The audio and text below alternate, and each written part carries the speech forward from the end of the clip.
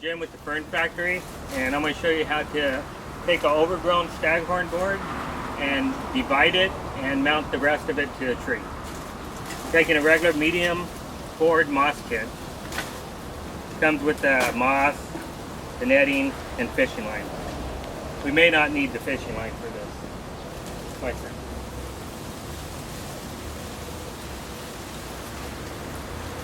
Here's the board I'm going to split up. So I take this pup off the center right here and mount it to this board, put it back in my collection, then the rest of it is going to be mounted to the tree to go into my garden. So what I'm going to do is I'm going to grab the plant firmly, and it may seem like I'm tearing it apart, but it'll be fine, and remove the pup. May have to do a little cutting on this one. Lots of times they'll just pull off, but if not, just go ahead and cut into it.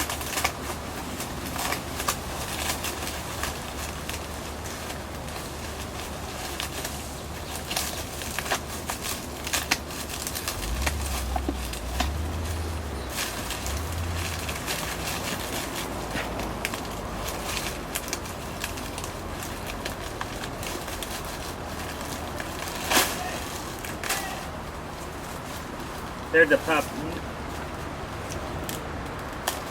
I'm going to leave the rest of this all together. Well, I'm this far, I'm just going to go ahead and cut off the netting off this board.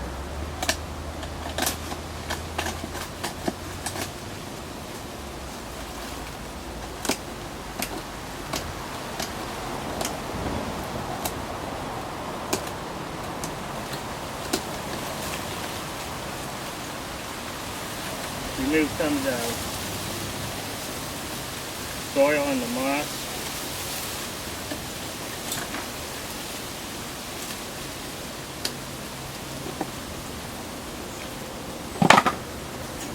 And this is what's going to go to the tree. I'm going to tie that right to the side there. So now what I'm going to do, I'm going to get my kit out. Open the bag of moss.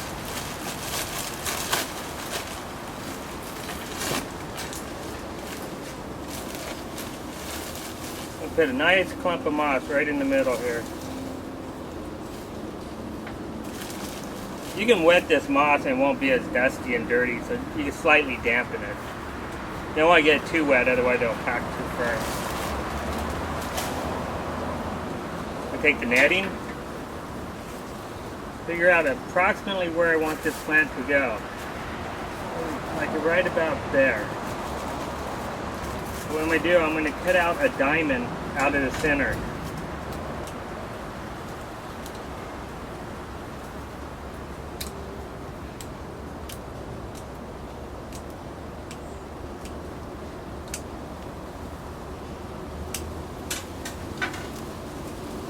Okay, like so. Put the fronds all together and push them through the hole. I'm trying to protect the rhizomes, the center leaves, the new center leaves. You don't want to damage those. Make sure the plant's upright. The new growth will be on the top.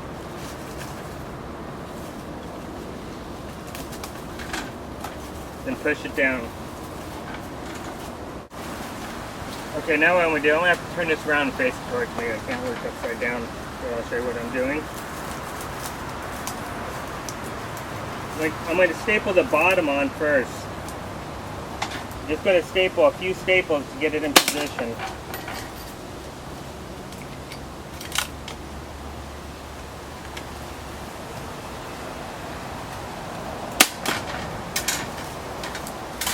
Put two in the bottom. I'm going to put a couple in just in case you put it somewhere you want to remove it, so you can remove the staple. I like to go about 2 fingers or 3 fingers in all the way around to show a little bit of the board.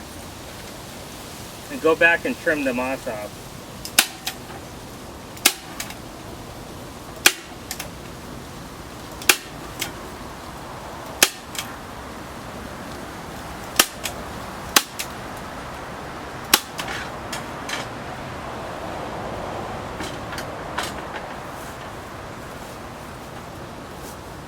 While we have it open like this on one side, I like to go back in and fill the moss in, because it'll be easier to put it on the bottom before it's all stapled up. You want it nice and full on the bottom. Make it nice and tight all the way around.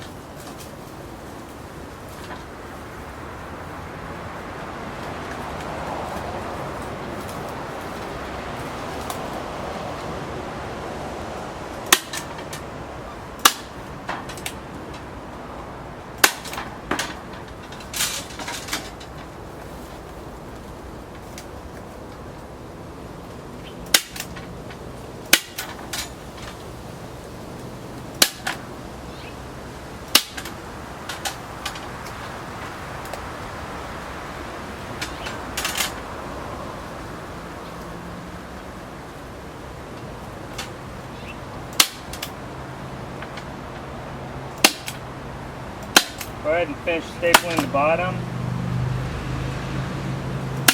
I like to give a little bit of roundness to my corners on the bottom. Up top I leave it straight, on the bottom I give a little bit of corner cut to it. It's kind of what it's looking like right now. Then I'll go back and I'll trim. Got an extra row right here. I'll go ahead back and trim that off.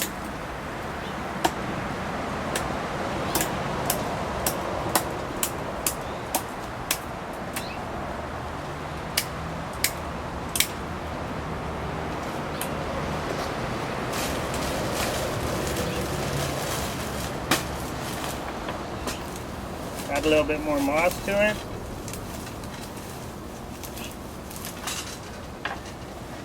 And there you go, that's pretty much it. You want to give it a good soaking. What you could do, if this was really loose, you could take the fishing line, go back and tie on the fishing line real quick.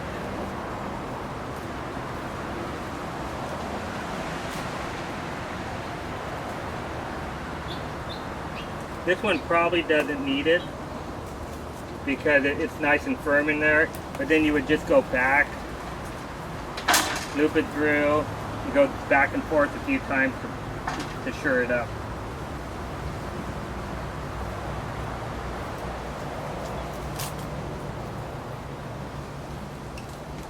And just tie it off. And there you go. As you recall, this is the one I took the pup off of, and we're going to mount it to that tree. What I like to use is a regular nurseryman's tape, but it's clear, so you don't see it. It's not the bright green, and it's called Tie It Clear. And you can get this on my site too.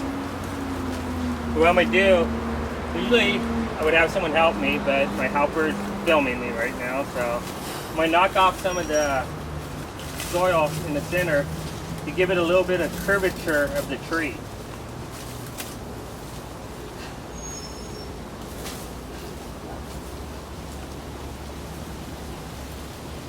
I got this old netting on there, so I'm going to utilize that. If it wasn't there, I would just go with the Tie It Clear, but since it's there, I'm going to go ahead and put a couple of staples in to help me hold it up.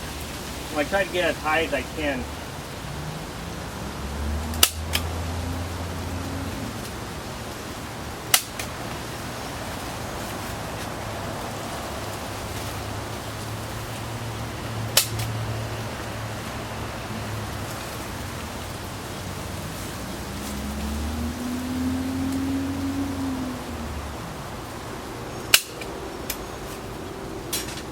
That's just holding it up there barely for me, so I'm going to go ahead and use this Tie It Clear from here.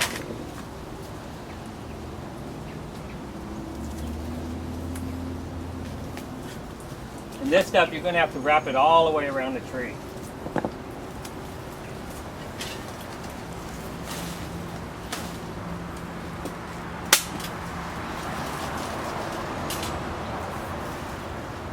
What I like to do is go in and out through the rhizomes. You don't want to cover up the center of any of the pups on there. So push it back as hard as you can. Push it hard against the tree. It may look funny right now, but in a couple of days it'll grow towards the sun and it'll all spread out perfect.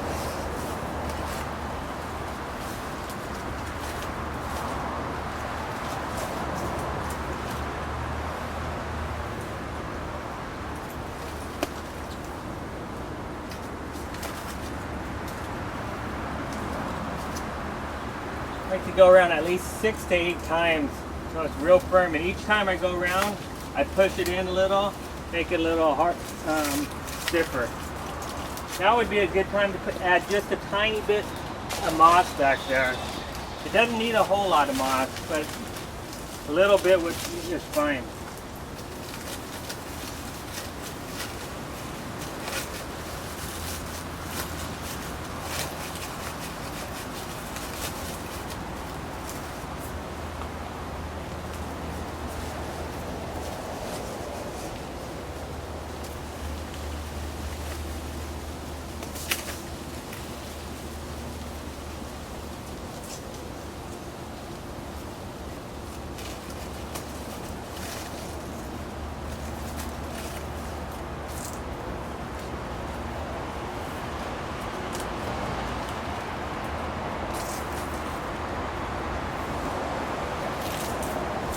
Seems to be good for me, so I'm going to go ahead and tie it off here in the back to where I started it.